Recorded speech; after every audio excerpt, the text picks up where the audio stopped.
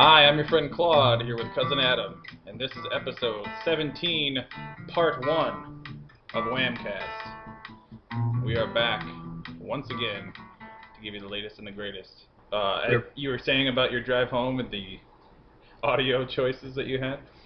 Yeah, they were all a bunch of shitty songs because that's such as radio. So basically, just rolled the window down, and I guess I didn't really listen to anything, but that Peter Frampton song we talked about a couple minutes ago was got stuck in my head. I'm not really sure how that happened. I'm not even like a fan of Peter Frampton, to be honest with you. Hey, catchy riffs are catchy riffs, and that's Yeah, that. yeah, it doesn't matter if it's like Britney Spears or Edward Van Halen, whatever. It's a catchy riff. It's a catchy riff. Oh, speaking of Britney Spears, actually, I happened to randomly catch an episode of 90210, the original series, which I shouldn't even have to say that, but yeah, it's one of the many things that have been remade or whatever over the years. But so yeah, I was on the TV Guide channel because all of my electronics had died and needed to be recharged, so I sadly didn't know what time it was. So I flipped to the TV Guide channel, and they were showing 90210, and I don't know if you ever really watched that show, but I was unashamedly a huge fan of that back in the day. It was one from the later, probably the last 2 years of it, where they always in the like beginning credits, like after the main like intro, they would feature like a song that was current that month or week or whatever at the time, and it was "Baby One More Time." I was like, wow. So this is from like '99. Yeah, I was gonna say, was that when she came out? I thought it was 90. Yeah, you're right. It was 98 or 99 or Yeah, it was something. like late '98 or early '99. Yeah, running around there. That's crazy. Did you like Melrose Place too? Not as much. I mean, sometimes they used to be on back to back, so sometimes I would just leave it on Yeah. while I was doing homework or something. But I didn't really pay attention much to Melrose Place.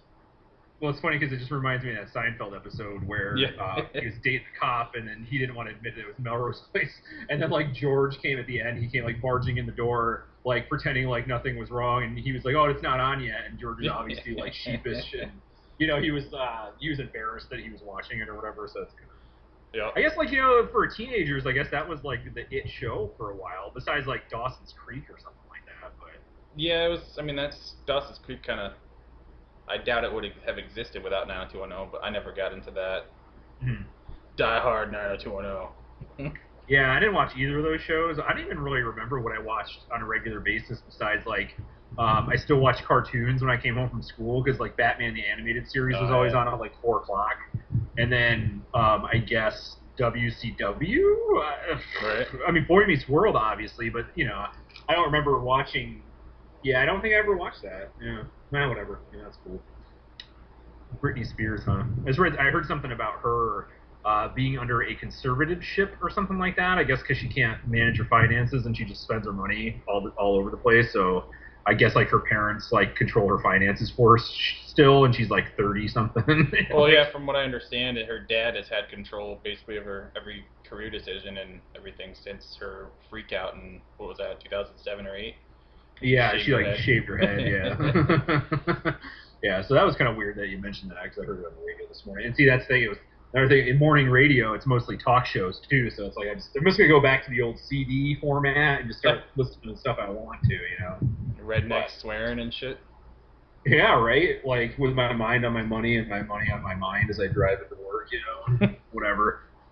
What money? Yeah, I don't know, right? What money? Good call.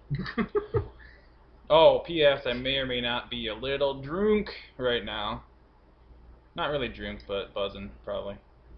Well, you shouldn't have said anything because I wouldn't even notice. But Well, hey, whatever you got to do, man, that's fine. I drank all my beer already this week, so I gotta wait till payday. I just went downstairs and had two while I was waiting to start this up, so I got nice and lubricated. Yeah, I still don't understand why you don't get like free drinks or like discounted food and beverage since you work there. Like, I just don't get it. Like, that's kind of snobbish. Well, officially I don't, but I may or may not very often get around that anyway. Well, yeah. So I guess you shouldn't admit that on the air. I've admitted nothing. Not that there's anything wrong with that. Cool. So I wanted your opinion on something. Last time we recorded was our first live recording, Yep. which I thought went swimmingly. I remember before we recorded, I was showing you this app on my phone that I was using. So I wanted to explain to you and our listeners again what this app is, and I kind of wanted like your general opinion on it, and I also had a specific question about something. And this is like my geekdom like bursting through right now with like no excuses. So I was showing you it was that Star Wars card trader app from Topps, Right. on my phone. That's usually where apps are. Topps, if anybody doesn't know, is they've always been a big one of the probably the major producer of baseball cards since like the 1950s. Like they've been so that's what like 60 or 70 years they've been producing baseball cards. And you know they do other sports, but they were known for the baseball cards at first. And they have this app. I have an iPhone, so it's on my iPhone. Like I said, it's called the Star Wars Card Trader, and basically you get like free credits.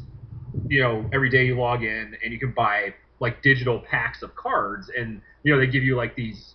They're all like Star Wars characters, and they make like special inserts that you can collect, all digital. And they actually do this across other platforms too. They have like a baseball card app. It's called Topps Bunt.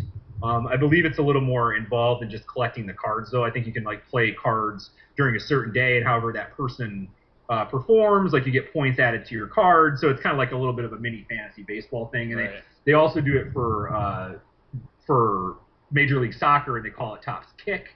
And they do it for football, and they call it Topps Huddle. So it's like the same thing. But it's really weird because it's kind of like this thing that's growing in popularity with digital card trading. And it's kind of weird because you don't actually get a physical copy of the card that you get. It's digital. It's all digital. And it's one of those apps where you can make an in-app purchase and get more credits if you want to buy more cards, but you don't have to. And you'll get lucky enough sometimes to get inserts, so you can trade them. And basically, that's all you do with this app is you collect these cards. You go on the fan forum and you can post a message and trade with other fans. And of course, people hide behind their phones. It gets like greedy and snotty, and these are digital cards. But what I read online, I read an article online that people are selling these cards on eBay. And there's a Han Solo card. It's a very rare printing, quote unquote, because it's not actually printed, that sold for like $170 on eBay. And it's not even like a real card. It's a digital card. Right. And so my like I said, I wanted your general thoughts on this new phenomenon, and like, do you think it's worth it to pay for a digital card that you're not even going to physically ever hold in your hand? It's all on my phone, and that's all it is. Right. Like, what do you think about that? Well, right out of the gate, the concept is probably, it strikes me as something that's probably every mom's like fantasy thing.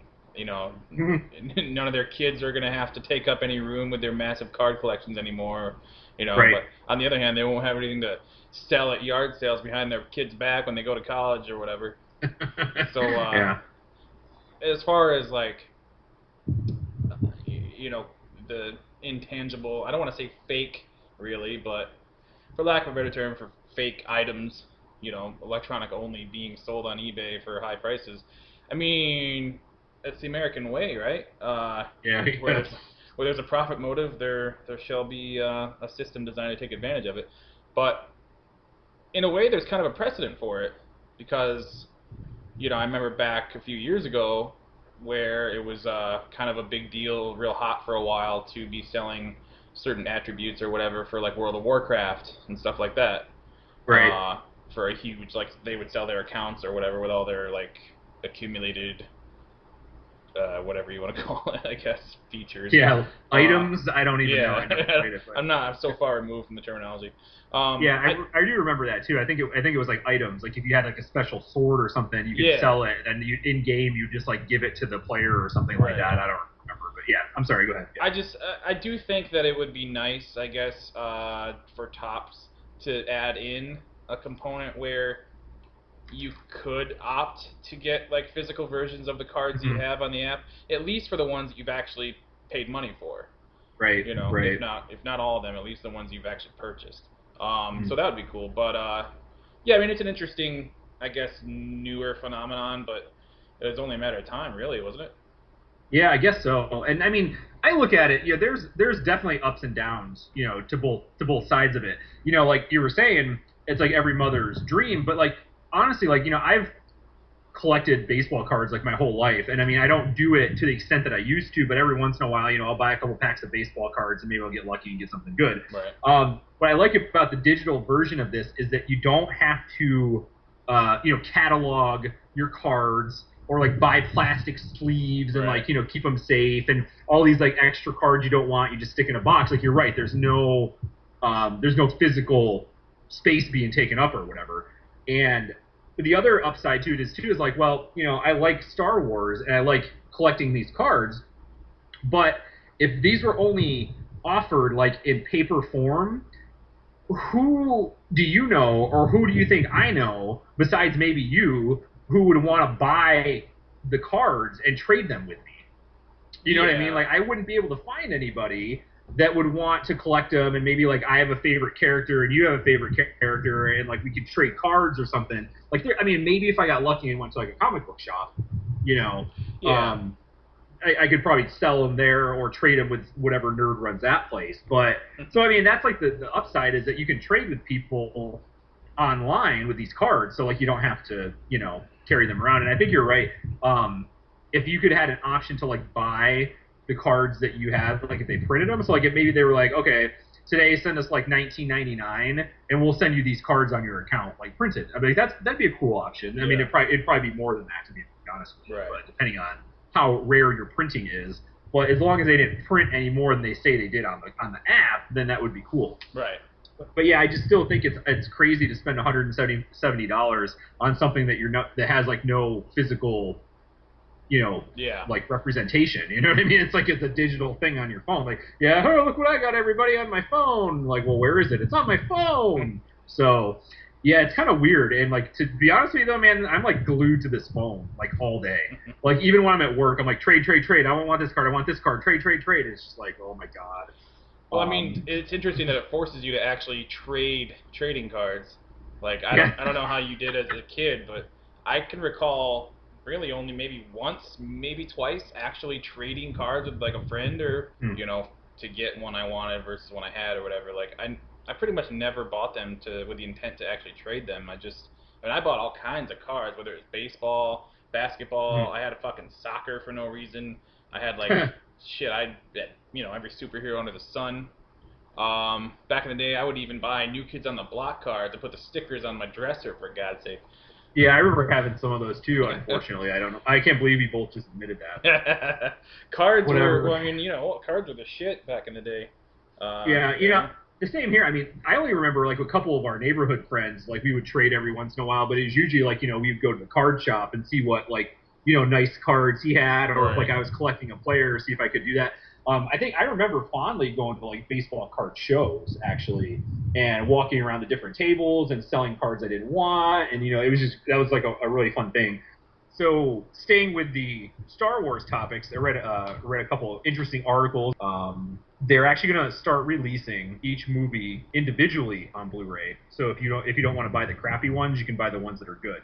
However, still don't know if they're going to release the original undoctored versions yet. So it's pretty crappy that up to this point you couldn't buy the individual movies on Blu-ray. You had to buy the whole set.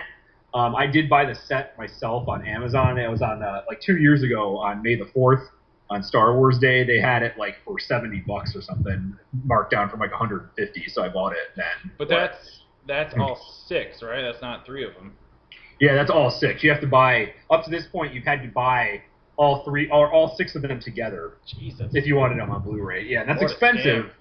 But I mean, you remember they released the DVDs like 5 or 6 or 8 years ago or whatever it was, and they had the original theatrical versions on them too. But yeah, you can't get the undoctored versions anymore, and they don't know if they're going to do it on this one. I would like to be able to get the undoctored versions because the doctored versions suck. Well, I don't know if I feel like I might have mentioned it in an earlier podcast, but it's relevant again, so here we go.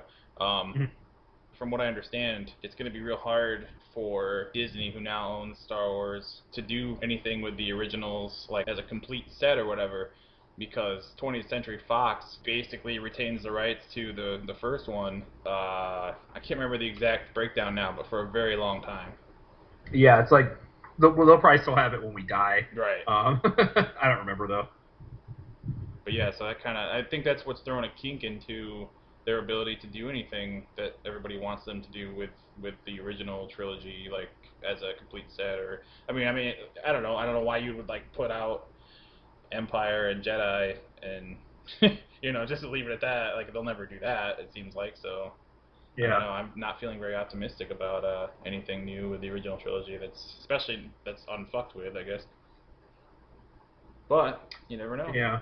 Yeah, well, that's been one of the big because there's not a lot of Episode 7 news going around the internet, so there was a lot of people are talking about other topics, and I was reading some articles about the 15 like worst things that he changed when it came to re-releasing them, like the special editions and like the 15? DVD. Yeah, it was the 15 worst. Right. So it was like, but I was like, and it's funny because like I was reading it and I said, well, I'm getting sick of hearing about all the stuff that people don't like about it. Like maybe someone should write an article about some of the things that he did change that actually were okay, And of course, the next day, I think the same person, wherever it was on like one of those like geek websites like Den of Geek or Nerd Reactor or something. I don't even remember. They wrote an article about some of the things that he did change in the special editions and the Blu-ray releases and stuff that actually that person liked, and some of the things on the list I still didn't like, but I did have a short list of things that I did like about some of the things he changed. So I was going to go through that real quick. If you want to discuss it, you can give your opinion too, what you think. Yeah, I think my list would be very short, probably. Yeah, I've got 4 things, and they're very small talking points. But the first thing was that for the DVD release in 2004, he had Ian McDiarmid shoot the scene in Empire Strikes Back when Darth Vader talks to the Emperor. Right. Now, let me be incredibly specific. I only like the fact that they reshot it with Ian McDiarmid because it gave it visual continuity. Right. Okay. I don't like how they changed the dialogue because he changed the dialogue to make it mesh more with the prequel trilogies. I'm like, no, that's not. You shouldn't have done that in the first place. You should have made the prequel trilogies to mesh with what you already made. Exactly. Not the other way around. Right. So I didn't like that they re-recorded the dialogue. I did, however, like they shot at Ian McDiarmid as the Emperor because it gave it visual continuity. So yes, that's the guy that's the Emperor. He played Senator Palpatine. He played the Chancellor. He played the new Emperor. He played the Emperor. He played the Emperor. You know what I mean? It's the same guy. Right. Okay. He looks a little bit different, but still, same guy. So that was like the one thing they did. So it made sense from a visual continuity standpoint, but not in a dialogue standpoint, because you don't change your original thing to make it fit with what you just made. You know what I mean? So, yeah. That's one thing. Do you have anything else to add, or you pretty much agree? About that point, I don't like that just because he looks pretty much like he did in the prequels as opposed to how he did in Return of the Jedi.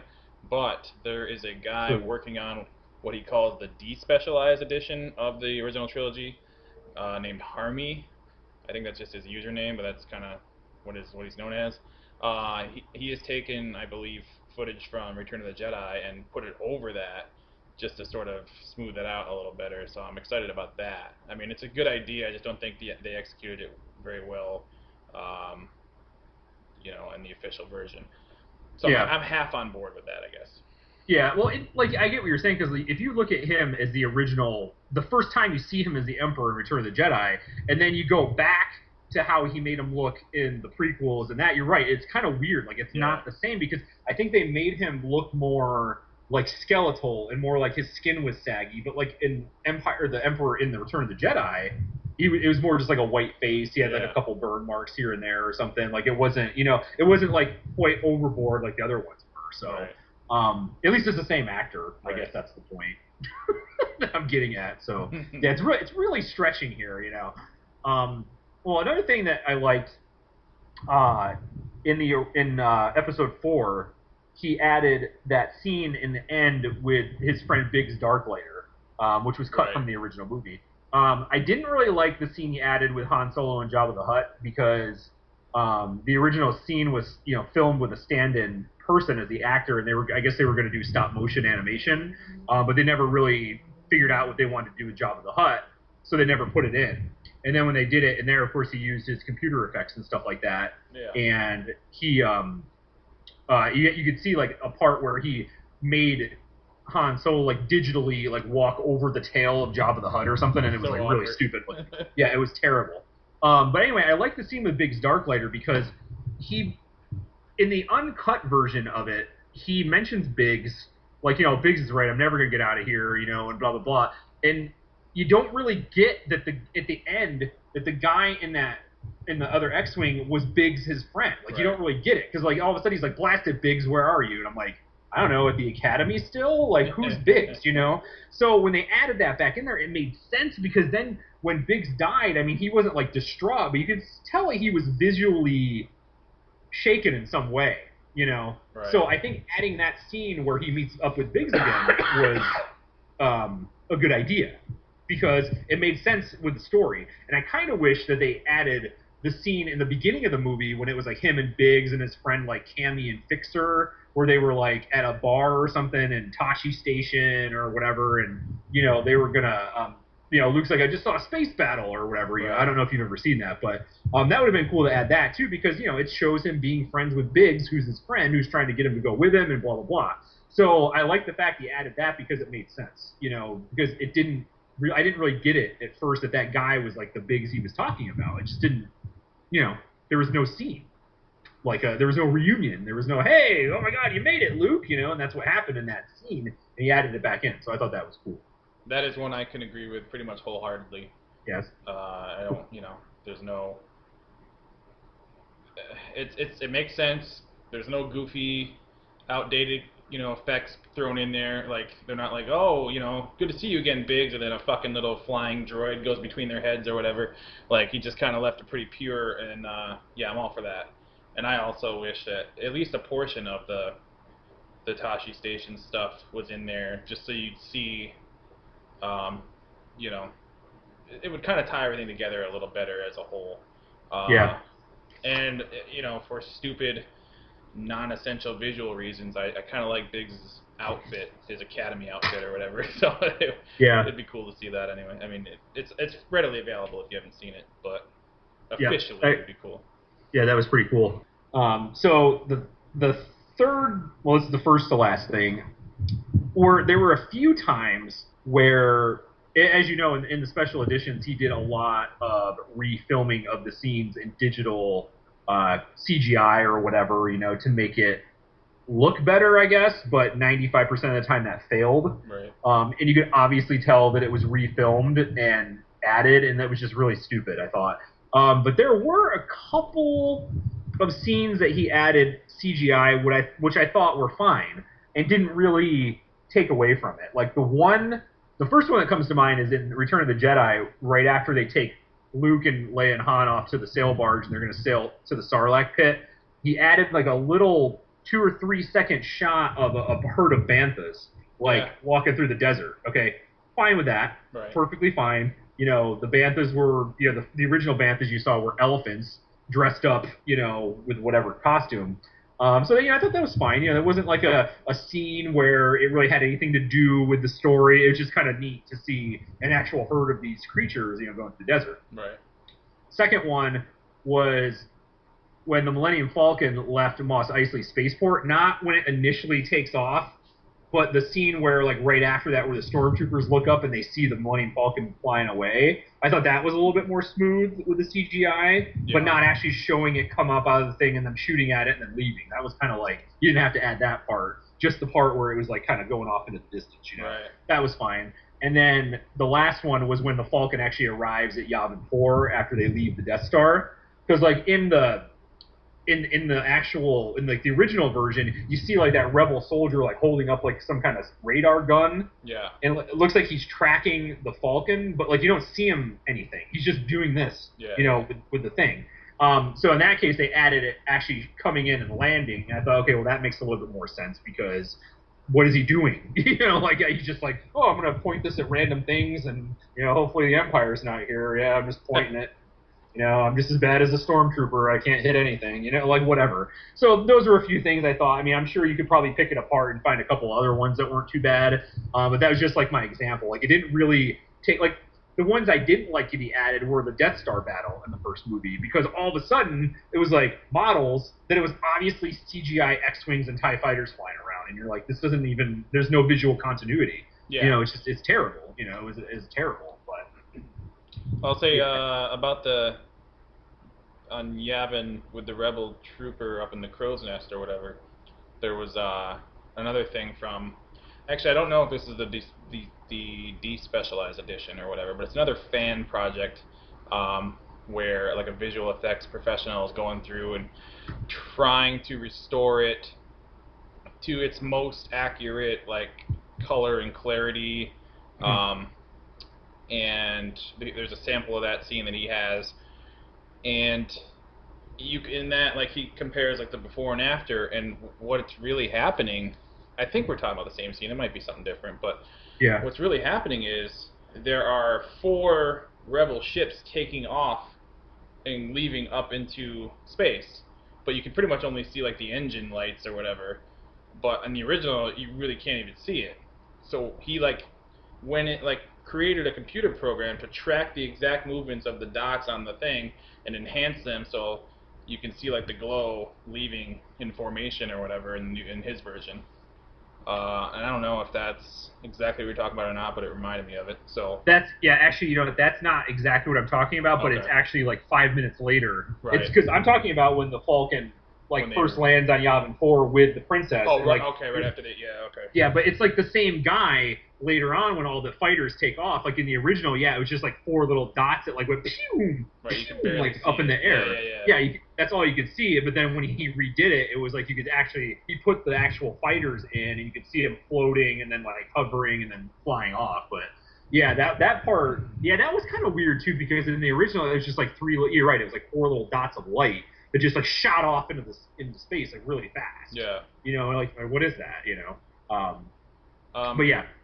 The only other one I can say that I'm somewhat positive about is the Wampa on Hoth, putting like a guy in a suit. I'm not a fan of really the way it was executed, because it still to me is kind of jarring. When it cuts to the scene of the new Wampa stuff, it just looks too different to me. It just looks like a guy on a soundstage in a suit, and like 20 years later, But I think that the idea was a good one, because the original is just like this static creature like moving on a track like a paper doll or something. Yeah. So again, I'm half and half on that. Yeah, it's almost like if you can create computer-generated images like that and then add them to a movie, you should be able to make it look like it's not added to the movie. Right. You know what I mean? Like you should make it at least like the film or like what you're showing to have like a little bit of like that like staticky old school feel to it, instead of just being like this crystal clear shot. And like along with that, like you're right, I think it's a good idea because you don't really see it at first. You only really get like the head and like one arm. Yeah. When he attacks him both times. But another shock of going to the new scene was in the first one when he refilmed like the stormtroopers looking for R2 and C-3PO. Remember, and they were like riding like those little lizard dewbacks or whatever. And then all of a sudden it cuts back to the original footage again. But like that's obviously filmed 20 years later. It's like, come on, you didn't even make it like even the way that they made the stormtrooper armor dirty. It looked like it was clean dirty. You know what I mean? Like it was shiny and like someone rubbed a little bit of mud on it. Yeah, like the PA or something threw some coffee grounds on them, but just before they started. Yeah, absolutely ridiculous. Like I was just like, there's no need to film that scene again. Like the first one was fine. Like I don't care. I don't want to see him just like walking around looking at things. Hey, I know. Let's refilm them walking around looking at things. Like, that's kind of a part of that anyway. It's kind of another one I'm half and half on. Like the idea of making the dewbacks mobile I like, because that is something legitimate that broke down and didn't work during the filming initially of the original movie. But again, like, it just I don't know. I don't think it was handled as well as it could have been. No, definitely not. Well, the last thing that I like that he added. Now you have to hear out the whole thing before you pass judgment on me, because I know when I say it, when I say it initially, people are gonna be like, "What?" Well, just hear me out, okay? I liked in Return of the Jedi how he added the scenes of the other planets like celebrating when the Emperor died. What? I know, right? But I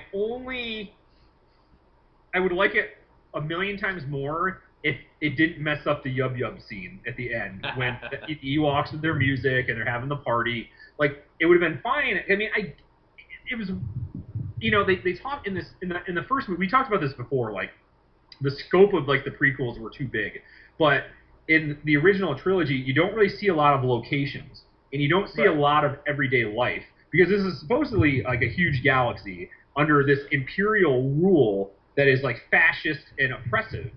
Right. And when they defeat the Empire, it would be natural for you to show like the mobs of people, celebrating and partying in the streets. That makes sense to me. Yeah. And I think if he did it where it didn't mess up with the celebration scene at the end, like if they just took that chunk of celebration, made the new music to it, whatever, and then went into the original ending that he had, it would have been much better. But they kind of it meshed into it, and they had some weird new song. And I remember when we were in the theater, we were like, no, there was the Yub Yub song. Like, that was stupid. But yeah, I mean, I like the fact that they showed, like the masses, the population, if you will, celebrating the demise of their oppressive ruler. It made sense. Now, it was dumb because he used Tatooine, which is a desert world. He used the Cloud City of Bespin, which is one city. And then he used Coruscant, which makes sense because that's the Imperial Center. So, but I mean, it would have been neater if he showed like other. Well, no, he added Naboo to, I think, the Blu-ray or the DVD release too, because that was another big planet that was depicted in the prequel. But I mean, that makes sense showing the other places celebrating. But yeah, it messed up the whole Yub Yub scene, and that was just like, that was heartbreaking. That was depressing, if you will. Yes, yeah. Again, I'm half and half on that. I think it's the idea itself makes sense, but I'm personally unsure of how I feel. Like, I'm unsure if I feel like it's something that's implied anyway, and we don't need to be hit over the head with it. Yeah. Or it does add something. Like, I don't know. I could go either way. But I see what you're saying. I probably fall on the side of it's a positive idea. It's just like they were clearly more focused with putting the new stuff in 9 times out of 10 than how it really meshed with the movie as a whole. I feel because, I mean, let's face it, George Lucas was and always will be somebody who is I guess a technology junkie, or just a perfectionist in the worst way. Yeah. Like a revisionist, I guess. To legendary detriment sometimes. So some of those things just stick out like sore thumbs, and they started out as good intentions, but I feel like the execution is off on most of it. Yeah, definitely. Well, and like I think a lot of that too. If they did the scenes instead of using CGI for the whole thing, why couldn't they just do like a matte painting like they did for every other major thing, and just like left like the little, like just filmed it like the way they did when they originally filmed it. Like they showed like the big scene in Return of the Jedi when they're going into the hangar about to leave, and like you see the shuttle and you see the Millennium Falcon and the other fighters and people walking around. That's a painting. Yeah. And they left like a little clear section where they projected some people that they filmed walking and doing work. And that's how and if they did that with like people, you'd have just like a bunch of people like jumping up and down cheering and just like leaving those little sections blank and doing a matte painting. It would have looked the same at least, Yeah. I'm not saying it would have looked that it looks better or worse, but it would have looked the same. Right. And then it wouldn't have been, and 50% of this stuff is like you said, it's a good idea, but most of the time the execution stinks. And that's what it is. It's like, oh, computers, tap, tap, tap, tap, tap, let's make an image. Oh, let's make this. Oh, this is so easy. We don't have to paint anymore. Yeah. But it sucks, you know? Like, just because it's easier doesn't mean it's better, you know? Right. And that's your fun fact for the day. Just because it's easier does not mean it's better, okay? Moving on. Well, that's all I had. Is there anything that I might have missed that you think I should have said about that, or? Nah, just all I could think of was the WAM. Like I said, I'm not really too positive on the bulk of it. But there are examples that are good ideas, but they just fell flat a lot of the times. I think probably the big scene is the only one that I can't really say anything too bad about. I mean, everybody and their brother by this point knows about fucking Greedo shooting first and whatever, and showcasing the same choppy editing that they used to make Han step over Jabba the Hutt's tail in that new scene. Yeah, it makes his head jerk to the side or something. Yeah. Like. But yeah, I mean, I think we hit all the ones that could possibly be considered okay. Yeah, I mean, and some of them were just dumb, like that one in Empire when like he's like, "Bring my shuttle," and like they actually show the shuttle going back in and getting off. That's like, we don't care. Yeah. Like, yeah, he got off his shuttle and he went home, and he's really mad. That's another case of like, it's implied.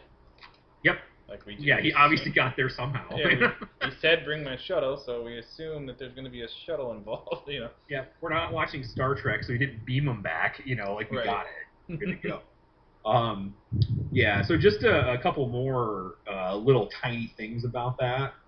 Not about that. We just talked about Star Wars in general. I read an article that J.J. Abrams actually broke his back when he was trying to help Harrison Ford up after the thing fell down and broke his leg. So, like, he was helping Harrison Ford and broke his back. I'm just like, that's terrible. I didn't hear that. Jesus. Yeah. Well, I think it was, like, some vertebrae or something, so I don't think it was serious. But, yeah, I guess, like, he injured himself pretty bad. Actually, I don't think I heard about either. Like, what's the original story? Oh, you didn't hear about that? Like, Harrison Ford, when they were filming a scene on the Millennium Falcon, like, some big door that was on the prop, like, fell on him and broke his leg. Oh, shit. So they had to, like, stop filming Han Solo scenes for, like, 6 or 2 months or something like that because his leg was broken. Oh, no. You hear about that? I thought you were talking about when he got in the plane crash. No, that was after they were filming. But Oh, okay. No, yeah, I didn't hear anything about that. Yeah, so when that originally happened, like, J.J. Abrams, like, bent down to, like, lift the door up or something off of his leg to help him, and it, like, broke it. That's fucking crazy. Well, at least we know this production isn't skimping out on authentic props and tangible objects. It's funny because I can just see that. Like, I guess like he didn't know what happened at first. He's like, "Ooh, that something just popped." Oh, whatever. Would have been funny if it's like, Harrison Ford went down, legs broken. J.J. Abrams was like, "No," and like his back breaks and he like falls over and everyone's just like breaking stuff. It's like. That'd be crazy. God damn it, Star Wars is canceled. Yeah, right. That would be like the biggest outrage ever. Everybody go home. Yeah, well, there's only 4.5 months to go, so we're getting pretty close to this. And there's a new trailer hopefully coming out either at the Disney Expo this month or sometime this fall. So that would be awesome. One last rumor is I heard that Netflix is possibly going to be doing 3 Star Wars shows. Like live action Star Wars shows. I'm just like, whoa, buddy, like let's everybody calm down for a minute. We already got like 2 anthology movies, another trilogy coming out. Yeah, it's gonna be cool, but I don't want like everything. I mean, they already have the Rebels TV show on Disney XD, right. So it's like, man, what more are you gonna do with this? I mean, it's a world of infinite possibilities, but it's also in that along those lines, it's a world of like infinite disappointment too if you do it wrong. You know what I mean? So. Well, the more, just because it's there doesn't mean you have to exploit it, and like, it's something that is relatively tricky to pull off really well once. And the more times you tempt fate, the more times you're likely to, have it turn out like shit and tarnish, an already pretty tarnished property. So it's, I don't know. I mean, I guess I knew this was going to happen once it became Disney property, just because, they're kind of the kings and queens of cash grabbing. I don't know. I mean, Netflix has a really good track record with original content, though. So if that's the case, I mean, I guess I'll hold back judgment. But I don't know if so many is such a good idea. Yeah, I mean, you're right. I mean, I've been watching the Daredevil show. I've only watched 3 episodes, but it's pretty good for original programming. And we started watching like that Unbreakable Kimmy Schmidt with Ellie Kemper in it. Oh yeah. It's pretty decent. They do have a lot of House of Cards is a really good show. So yeah, they have a pretty good track record of original content, especially for streaming. I mean, streaming used to be the wasteland of Netflix. Like there used to be nothing on streaming Netflix, and now it's like everything's on it. And I guess that's good. I mean, depends on like it's going to depend on like whatever their subject matter is, like who's going to be in it, who's going to be involved in it. So I don't know. Hopefully, it keeps the same standards they do now of their streaming content. But yeah, you know what? At this point, do you even know anybody, or do you yourself even still like have DVDs come in the mail from them? I don't even think of them that way anymore. I don't, but that's the only place you can get like the really new releases. Like they've been pretty good about putting like a movie here or there on that's relatively new. But yeah, I don't do the DVD anymore. Like streaming and DVD, it's still only like $15-20 a month or something like that. But I just pay for the streaming now. We go to Redbox if we want a DVD. It's cheaper. Yeah, I get just streaming, and I don't know. I've never needed anything but that. I mean, I'm not somebody who needs like the up to the minute, episodes or whatever. Most things. I don't give a fuck about sports, so like I canceled cable in 2010 and haven't looked back since. I do have it now, but only because for some reason when I called to order internet, they said that basic cable just was included for free or whatever with the internet thing. So like it's there, but I didn't ask for it. So like I would have just been happy with Netflix and the internet forever. And I think it's annoying that it's still like a give and take with the streaming Netflix. Like 1 month you have this, and the next month that's gone, and they bring in something else. And like, yeah, I think whenever they're able to nail down a more permanent, home for all these things, it'll be unstoppable. It's damn near unstoppable now.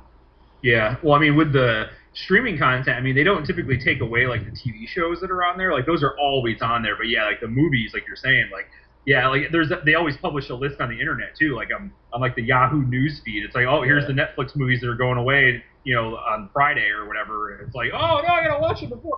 But usually it's like whatever, it's something I've already seen. But yeah, I guess I don't know. I guess this is almost turning into a top 10 worst features about Netflix or whatever, but I don't know if it's I use a Roku for my access to Netflix. I know a lot of people use their game console or whatever, and it's different on each platform, and I don't know if it's just the way the Roku handles it or what, but like number one, it would be nice to see Netflix actually like notify you while you're flipping through, like this selection will become unavailable on this date or whatever.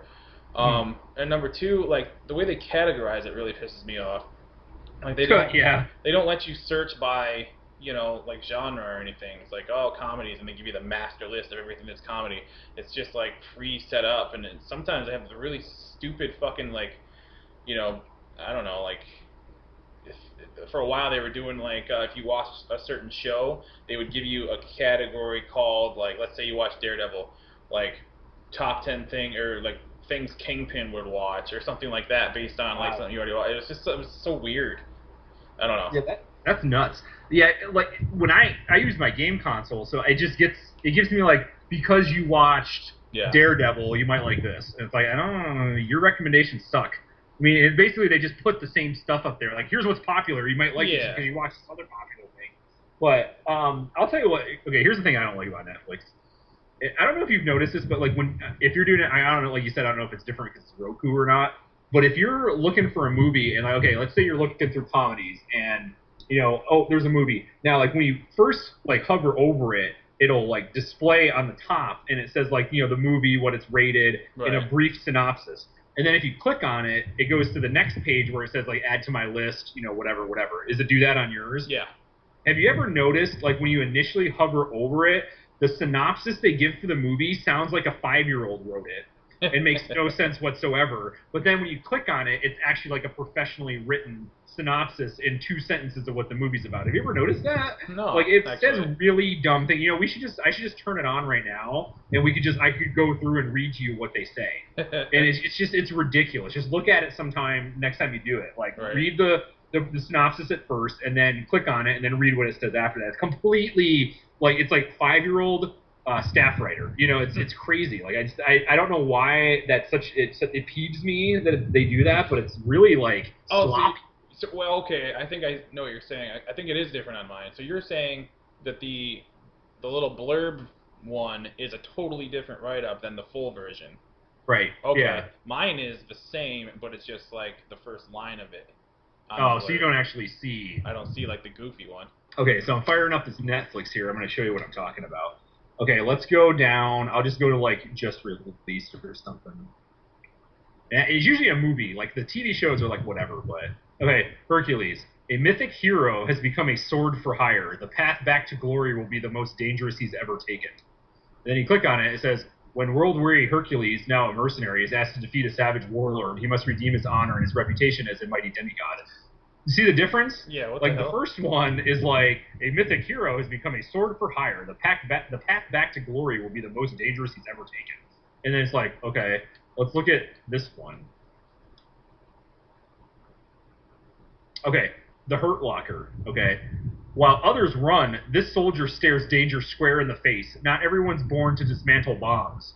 What the fuck? Okay. Click on it, and it says Catherine Bigelow directs this gripping drama following one of the U.S. Army's elite explosive ordnance disposal teams operating in Iraq.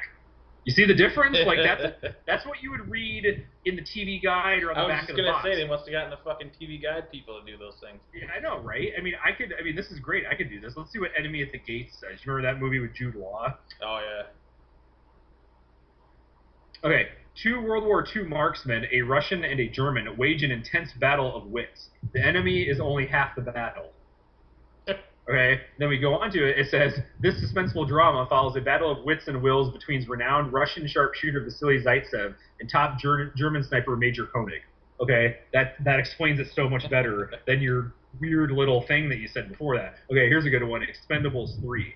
He helped assemble their team. Now this arms dealer wants to destroy them. For the Expendables, this time it's personal.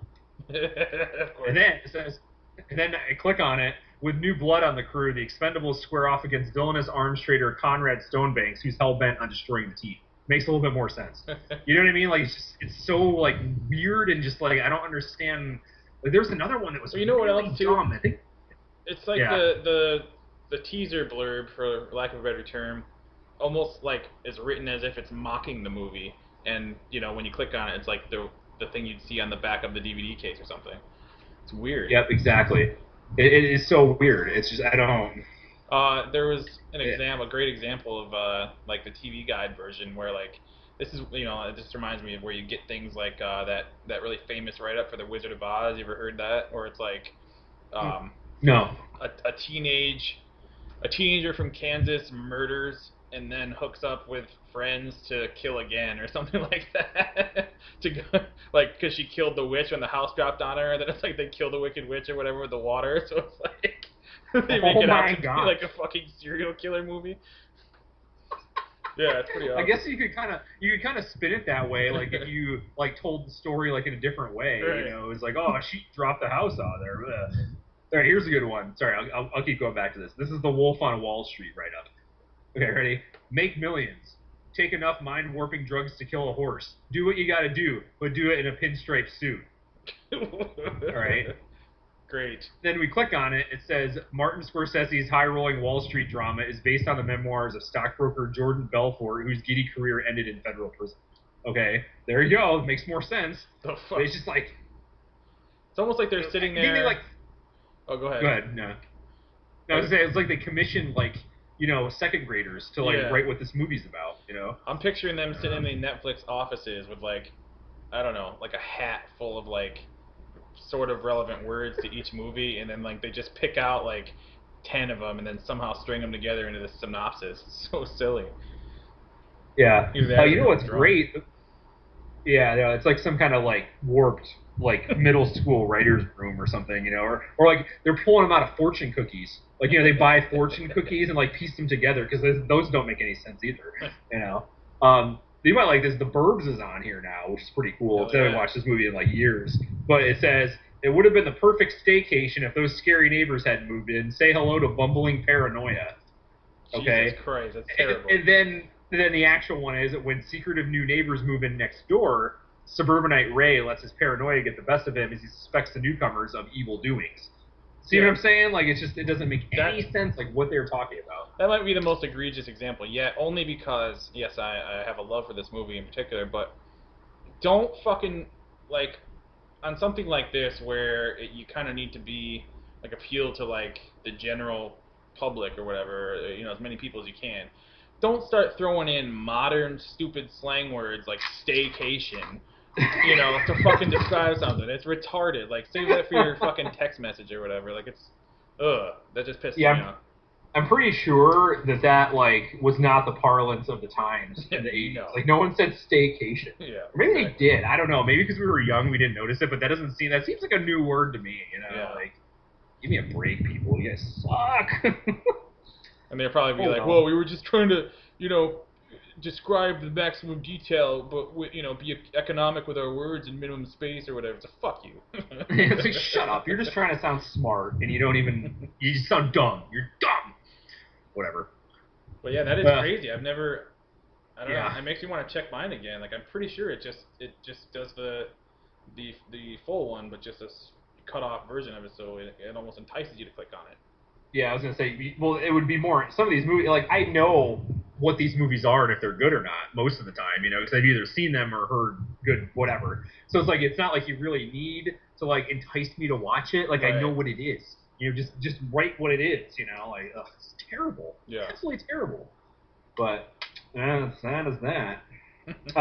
Last thing I had to talk about for part one, I know you've been a big fan of Johnny Depp throughout your life. Indeed. And I would kind of say that, like, you know, lately he's been kind of dropping the ball with his choice of movies, you know, to say the least. You know, he's like the type of guy that, like, it doesn't matter what movie he's in, like, he's still really good. But I kind of feel like, you know, this, like, Mordecai and, like, the Lone Ranger, he's been kind of on, you know, it's like 3 strikes, you're out. So, yeah. I mean, obviously not. It's freaking Johnny Depp. But his new movie coming out, what is the name of it? It's about that gangster. It's called Black Mass. Oh, yeah, that looks great. Yeah, I was going to say, I kind of feel like it might be a resurgence, you know what I mean? Like, well, like, what's your opinion of his recent work? Yeah, it's definitely not as good as, like, the classic stuff, which I guess is probably universally applicable to just about everybody who's in entertainment or, you know, whatever. You know, I've liked parts of most of his later stuff, though. I liked Mordecai. I didn't think it was amazing, but I thought it was decent. It was not something. I just like things that aren't like cookie cutter typical shit. I mean, of course, every movie fits into like the Hollywood structure, the 3-act structure or whatever. But like, you know, I think I can appreciate why he chooses certain things because it's not like the tired old shit. I'm not saying that he's never done a movie that's the tired old shit, because what are we up to, like 7 Pirates of the Caribbeans right now? Yeah. You know, I liked some of the Lone Ranger. Overall, it was kind of a stinker. I think it might have started with like The Tourist, or maybe I'm not sure which was first, that or Alice in Wonderland. But I think it started with The Tourist, where everybody was just like, "Oh, this is a piece of shit." But he was in a movie called Transcendence, I think, which I thought was actually pretty good. I don't know if you heard about that. It was like he puts his consciousness into a computer after he dies or whatever, so he can live. Yes. Yeah. I thought it was a good movie. It seemed like oddly low budget for a Johnny Depp movie. But yeah, I think the general consensus absolutely is that like modern Johnny Depp is far less superior, and I agree. Like the early Johnny Depp stuff is fucking leaps and bounds better. But yeah, this gangster one looks fucking pretty sweet. Well, it's based on Whitey Bulger, that gangster from Boston that finally was captured and convicted. It's actually funny because that movie, The Departed, that Martin Scorsese directed, which is like one of my favorite movies of all time, Frank Costello, who is Jack Nicholson's character in that, is based on the real life Whitey Bulger. So now it's kind of funny that they've had the movie Departed based on that guy, but now this movie's actually about this guy. So I'm like, oh, that's kind of weird. But, you know, I mean, I'm sure with Johnny Depp in it, it's going to be great. You know, honestly, the last movie of his that I liked was Public Enemies, where he played Dillinger. I remember we saw that in the theater. Remember that? Yeah, like, I think that's a fucking great movie. Yeah, I love that movie. And, like, man, that sound editing, like, even, like, right from the get-go, when they're breaking him out of prison and they're, like, shooting those machine guns, that was loud. And it was, like, I felt like we were standing right there. I mean, that was beautiful, like, sound-wise. And I think it actually got nominated that year. I'm like, it should win! So I remember sitting in the theater or something like that. I don't know if it was that movie or not. But, yeah, I really like that movie. That had a lot of good, you know, Christian Bale was in that. Who did he play? He played, whatever wasn't Elliot. Was. No, yeah, it wasn't... I don't think Elliot it Ness was it? It was somebody. Yeah, I can't remember his name, but yeah, like a famous cop who was on his trail or whatever. Yeah, I know Billy Crudup played J. Edgar Hoover in that too, briefly or something. Which is, I mean, I think he's a great actor too. I think he's very underrated and like, yeah, I mean, he was in Almost Famous. He was in The Watcher. Was it The Watchmen? Yeah, The Watchmen, where he played the whatever. But yeah, you know, that was a really good movie. That was like the last one that I really liked that he was in. Like, I think he did like the 4th Pirates of the Caribbean after that, which I didn't think I thought the 4th one was better than the 3rd one, to be honest with you, but whatever. Yeah, I can't even keep it straight. I know I liked the first one a lot. There's at least one more in there that I thought was okay, but I don't know, they all run together. It's like, again, you know, something that started out with a really cool idea, it's just kind of lost in the execution of, like, over fucking doing everything. Well, that's the Disney cash cow. They're like, you know what? We'll just put some crap out. They're going to come see it anyway. Right. Which I kind of feel is like what's going to happen with Episode 8 and 9 of Star Wars, too. Like, you know, J.J. Abrams did the first one, and, like, they took their time on it. But he's not directing the 8th and 9th episodes. Right. It's, like, other people. So I kind of feel like, okay, well, we hooked them. I just put out some crap. You know, it's just like, I guess so. Well, I hope that doesn't happen. I guess to wrap it up with yet more movie news. Well, I don't know, I guess just the trailer in general for the new Deadpool movie with Ryan Reynolds, I think was released yesterday. I know we talked about it before we started recording today. We both saw the red band version of it. I mean, I assume the other version's out there too. I just haven't seen that one yet.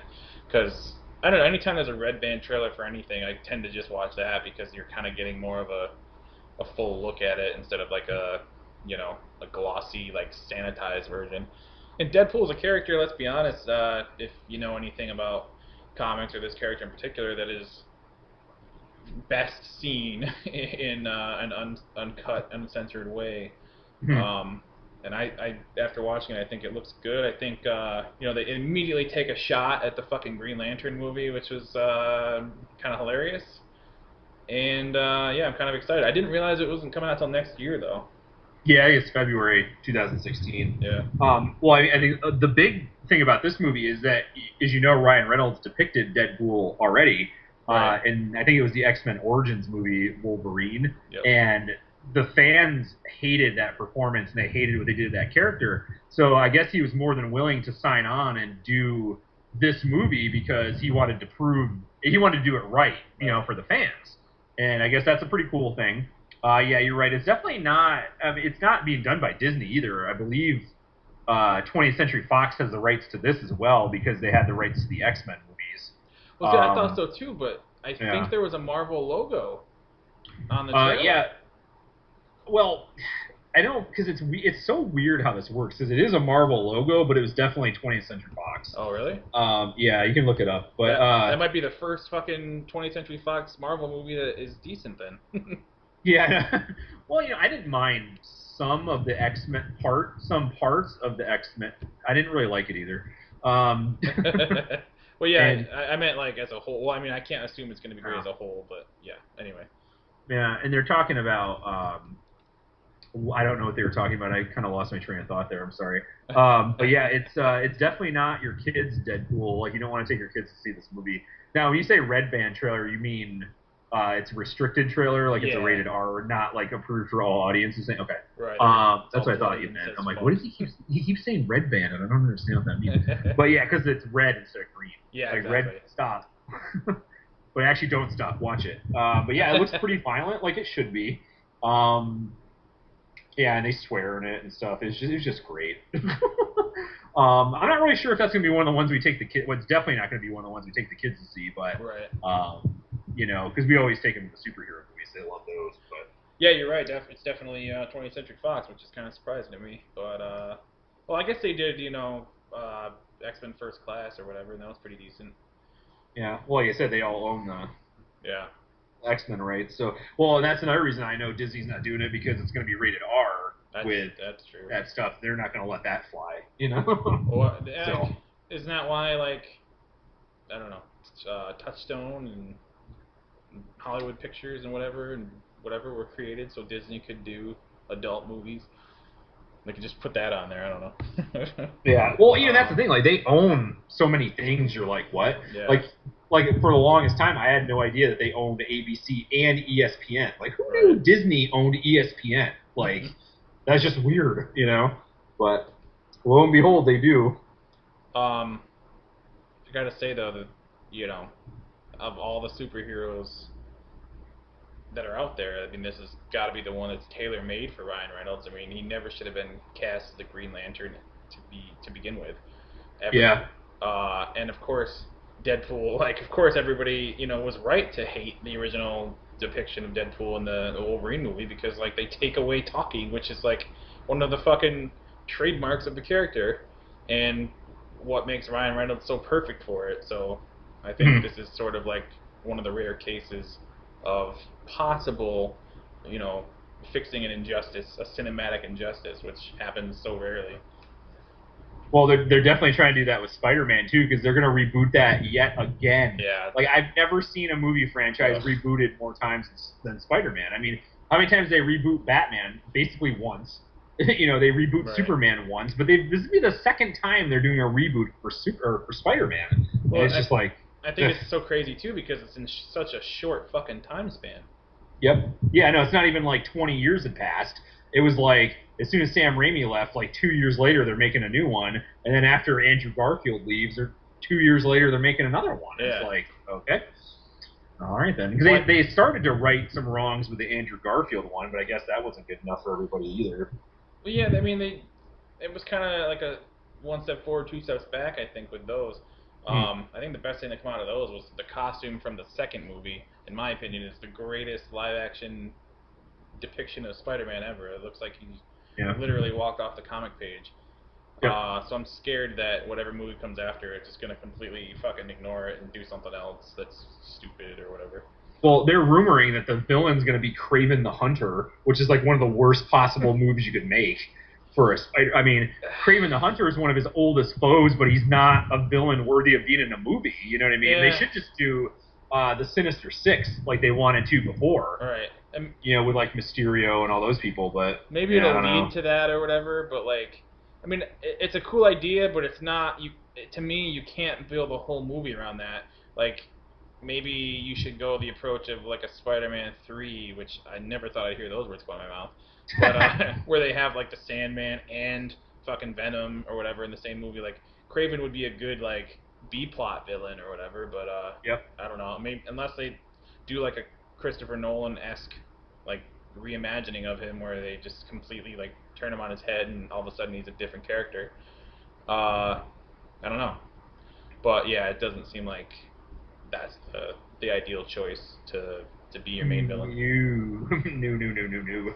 Well, I liked the fact that when they rebooted it, they made Gwen Stacy his girlfriend. Right. And they actually did the night Gwen Stacy died as the movie, which, makes sense because that was like one of the most like shocking things that had happened in comic books in that time period, and that's like that's a major turning point in the history of comic books. But yeah, I don't even really know who I would pick for that. Definitely not Kraven the Hunter.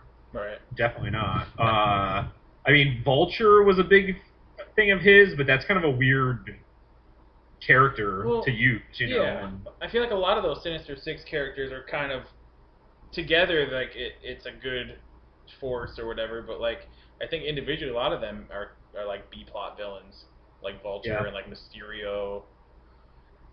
Like I don't know. Yeah. There's only a few, I guess, that are really strong enough to stand on their own.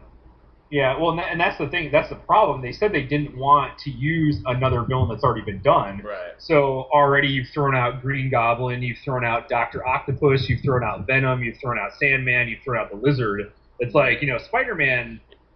He had. I don't know. Like, you're kind of going thin now. Technically already thrown out Rhino too, because he was in the end of the second Andrew Garfield right. one. Yeah.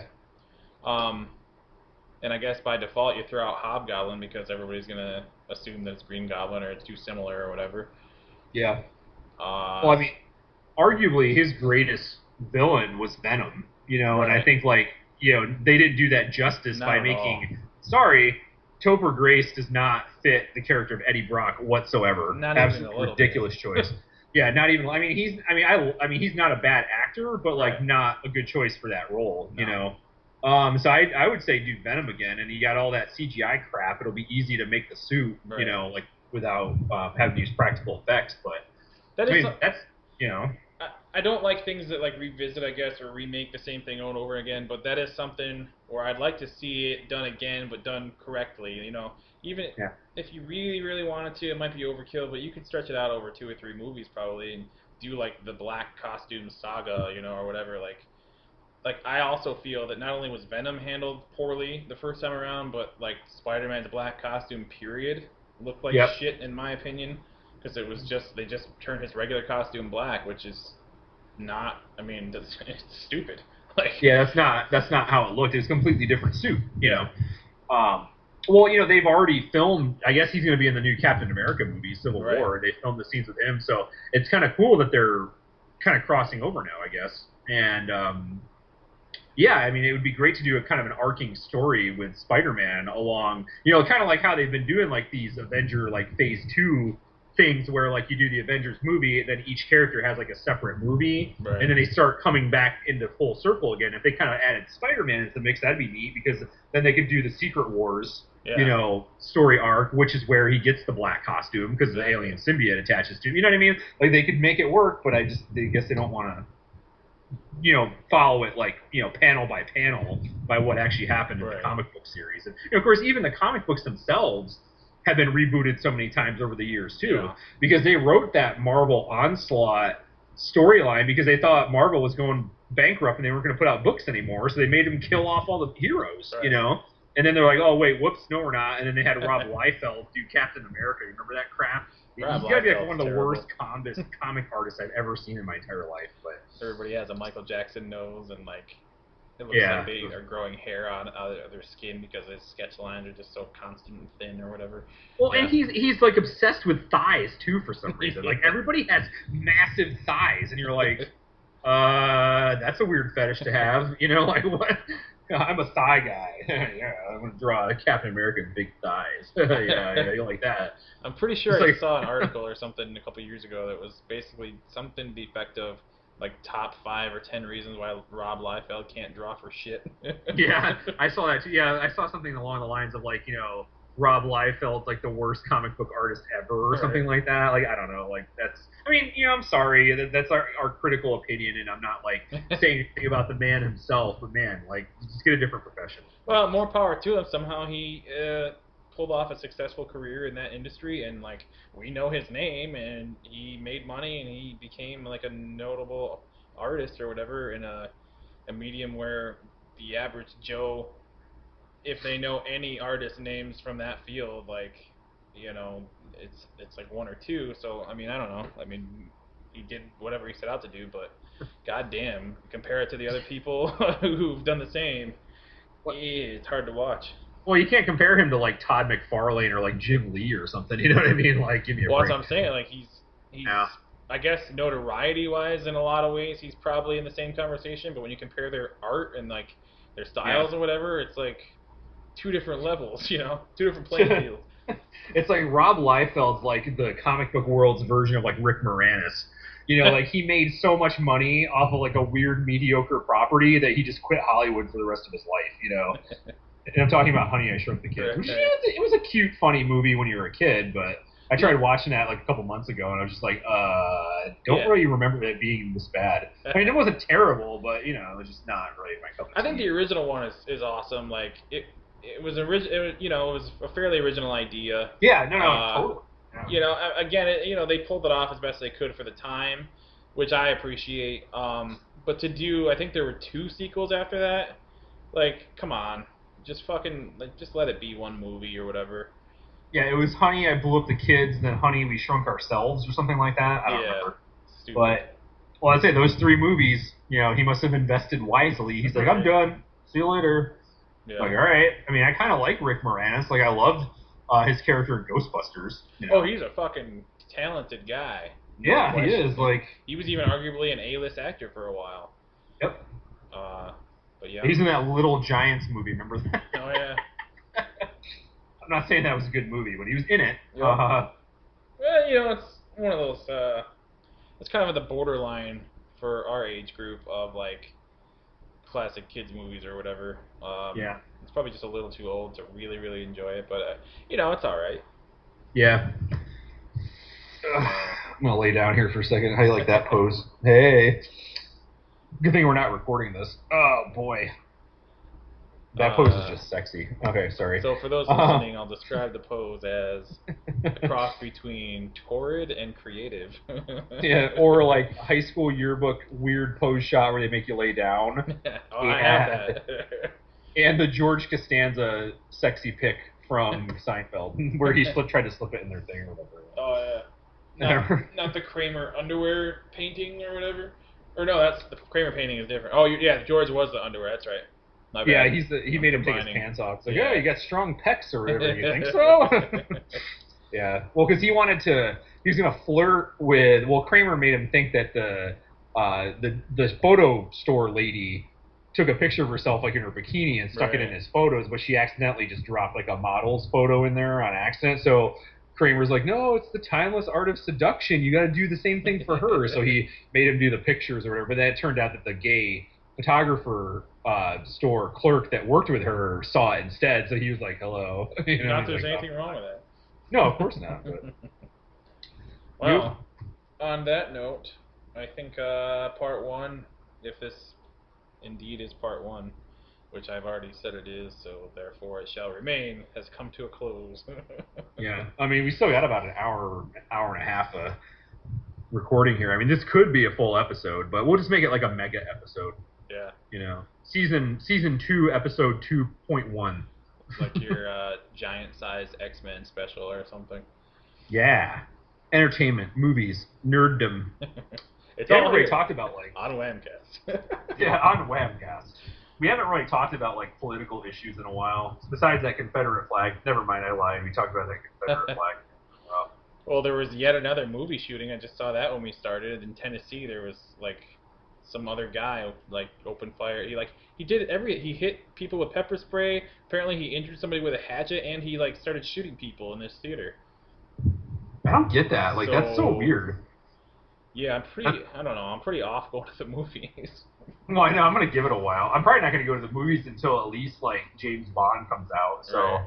I'm not in any hurry right now. But, yeah, it's just like, why? Like, I don't understand. Like, go on a reign of terror somewhere else. You know? Like, jeez. I guess go to the movies in peace. Yeah, exactly.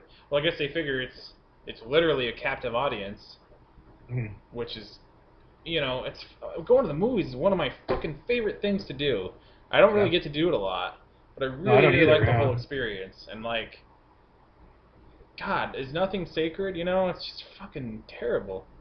Well, a lot of people felt that way when that Holmes kid did that at the Dark Knight movie in Aurora, Colorado, or whatever. You know, like, I mean, it didn't stop me from going to see the movie, but it was just kind of like. Well, I mean, this is great. This is like 2 incidents is like a short amount. I mean, maybe it has something to do with like because the verdict or he just finished his trial or something. I don't know, but it's really weird, you know. Like, I mean, I'm gonna go see Star Wars when it comes out. Imagine how many people are gonna be in that theater when that comes out, you know. And like, I'm kind of scared. Like, I know, yeah, it's gonna be crazy packed. Well, you know, they were saying too that they did a poll where they want movie theaters to put in like metal detectors and security guards and stuff like that, but people don't want to pay more for a ticket because of that. I'm like, well, I don't either, But it's like, well, if as long as I know I'm not going to get shot to death when I go to the movies, like, give me a break. Right. But yeah, that's nuts. Jesus. All right then. All right. That's not how it goes. It's alrighty then. Well, maybe you were avoiding a lawsuit. I don't know. Yeah, no. 20-year All lawsuit. right then. I'm not Jim Carrey. Nor am I. So, but I am your friend Claude. And I am your cousin Adam. Well, not your cousin, but you get you know what I'm saying. Hey, he's somebody's cousin Adam. I'm fucking everything up right now, but that's fine. Sorry. It's I could be your cousin if you want me to. I'd rather be your brother from another mother. The next episode will be titled "Cousin for Hire." Yay! Part 2 of whatever. Yeah. Look for it. I can't say soon, but sort of soon.